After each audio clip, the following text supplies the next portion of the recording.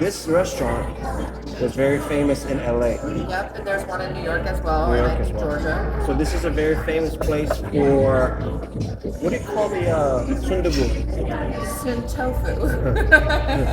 So today we ordered spicy raw crab. Well, me and her, we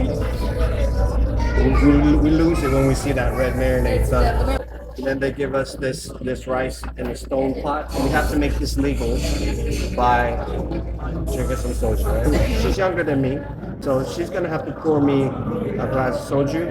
And this is the Korean culture, all right? You get with the program, son. Get with the program. All right, you shake it like that. She don't even know. She be drinking that wine. You gotta. sorry, I'm not a drunk. So the younger pours for the older, two hands, one hand. All right, respect, son, respect. Yeah. So they say, if you pour for yourself, you have like 7 years of bad luck. So we never pour for ourselves unless we're drinking by ourselves or we're too drunk to care. Am I right? Yeah, I've done that a lot. All right, look. Cheers. All right. Korean, we say Kambe. "Gombe." But also, did you tell them that when you take your first shot of soju, it's sweet, and it's gonna be a really good night? Oh, that's right. Yeah. That's right. That's And, right. but if you take the first sip and it's like bitter, then you should probably not drink. 100%, 100%. I wasn't today. Oh, I don't know why, son. Thank you. Ooh. Ah. That's not good stuff. Warn the white people about the bad thing about eating this. The damage it could do to your teeth and Your teeth, your butthole, your insides, but you know what? It's worth every single burning sensation that you feel. so that's the dumpling. Oh my god. You got the beef disgusting like a true Korean man. I got dumpling like some white girl. I'm telling you right now, this right here. If you don't know, now you know. Ooh, forgot. Gotta put the egg in. Oh yeah, that's very important. My bad. I got egg on it. Why are you cracking it over here? Because I didn't want egg on me. The yolk's on you, girl. The yolk's on you. So you put the egg yolk in there and you mix it up. The reason I like it is now it's become a extra protein heavy soup. Ooh.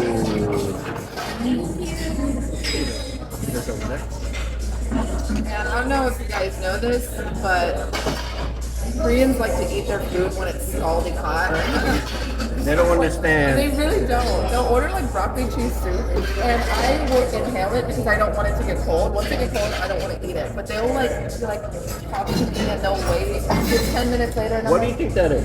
What do you think? What do you think? Is it a cultural thing where we have to eat it while it's like scalding hot? See, you know when we had a good day, good dinner, when the roof of our mouth is burnt. And also when you're sweating a little bit. Right. Yeah.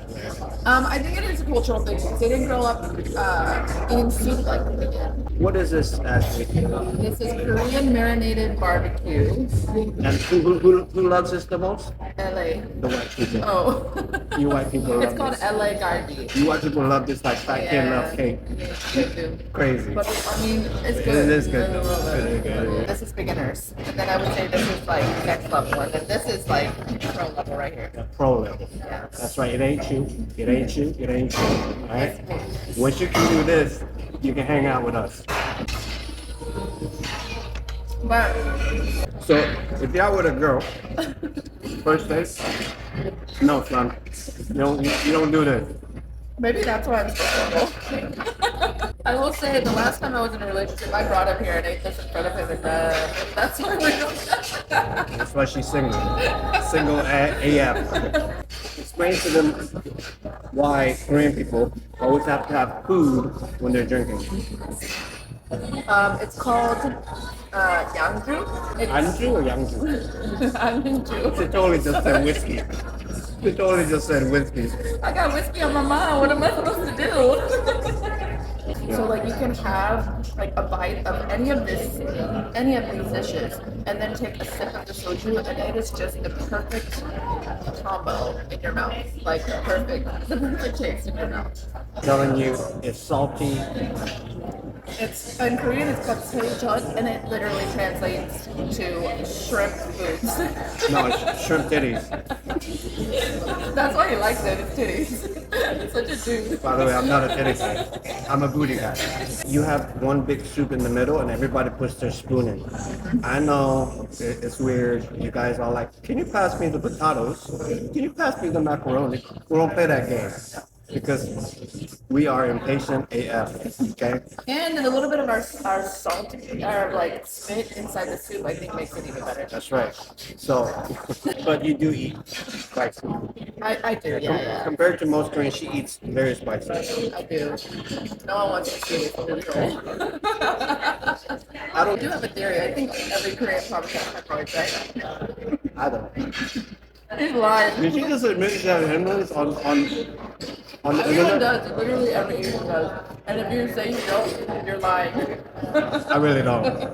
When you eat your piping, you eat all the fat around it, or do you only eat the protein part? Because this, hold on, I'm about to judge you by how you answer this. Bam, son. Okay, that's how you know son, you listen. grew up poor. You put this in your mouth, and then you bite into it, and all the meat goes into your mouth, and there's like this food orgasm, this explosion happening, and you chew, and you suck. Guys, stop. I can't. I have so many jokes in my head that I just can't say it. So after you chew for a while, all the meat is gone, and then you spit it out. And I know that's kind of weird, right? But listen, it's just the way it is, baby. You suck all the meat out, all the life out of it, and then you spit it out. It's kind of like a relationship. How is dating in your 20s and 30s different? Let me take a drink of this real quick. Dating in your 20s, it's like going to your first like gala, and everyone's beautiful, and you're having such a great time. Everything is free, and you're beautiful, and open bar. It's amazing.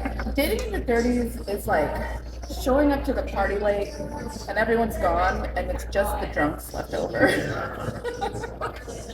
I used to kill it in my 20s. It was so much fun. Dating in your 20s was so much fun. I didn't want to be committed. I didn't want to have a boyfriend. I didn't want to get married. I didn't want any of that. I just wanted to have a good time. And dating in your 30s, it's all the leftovers. And they're all drunk. And So what changed fundamentally? Do you think men naturally just go for younger women? Or is it your maturity? Is it motherhood calling? No, definitely not motherhood. It's definitely the opposite of that. I think it's my maturity. I think now that I've experienced everything I wanted to experience in my 20s, I'm ready to have a partner and ready to like share my life with somebody. But at the same time, I think that the guys that do want those same things already committed in their 20s to somebody else. You know, like all the good ones are taken. But that's what guys say about the women. Really? All the good girls are taken. Really? Yeah. Well, I'm not, y'all. What's up? What's up? I think the perfect age, woman, early 30s, mid 30s. Okay, why is that? Because that means I'm perfect. Here's why.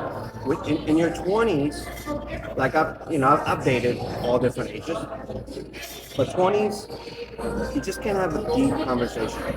They lack experience, vibrant, they're Full of life. full of energy. But at the same time, at the end of the day, I have a saying: looks fade, hunger don't. It doesn't matter how beautiful someone is. If you're with them all the time for months, they just become not ugly, common. It's like eating the same food every single day and expecting to be excited to eat the same meal after 3 months, the same meal. So for me, early 30, 35, they've learned about life. They have a clue of who they are. And they've experienced in life to where when you have a conversation with them, it's no longer talking to a kid. It's talking to a mature woman who's been through the ups and downs of the career life and the job life, and some body counts. They've been through a lot of dates and men, and they realize They know what they want. They know what they don't want. exactly what they want, and they realize that some men, just because they're good looking, probably aren't the best for them, and they start to realize the type of men that they want. But here's the kicker: they still go for them good looking dudes, but they get hurt over and over again. So here's the thing: are you ready for my rule? Rich guys. I don't like rich guys. But let me tell you why. Not all rich guys. Remember, don't generalize. I'm saying most, okay? Most rich guys. There's a saying. Men are only as faithful as their options. Rich people have many options, which means they probably won't be faithful. If they go on a business trip or something, trust me, they got everything lined up. Right? Good-looking people, they really like Brazilian, dark skin, whatever that's what she likes. Okay, first of all, that's not true. I like them all. They just have to have thick lips. Yeah, they get hit on all the time. So even though they say no and stay faithful 9 out of 10 times, they could be drunk or inebriated and mess up that one time. So the guy that you really want to date is someone that's funny, that cooks, that cares, that has a Literally describing himself. that's very cute. Maybe not the tallest person in the world or the biggest person in the world, but he has smooth skin.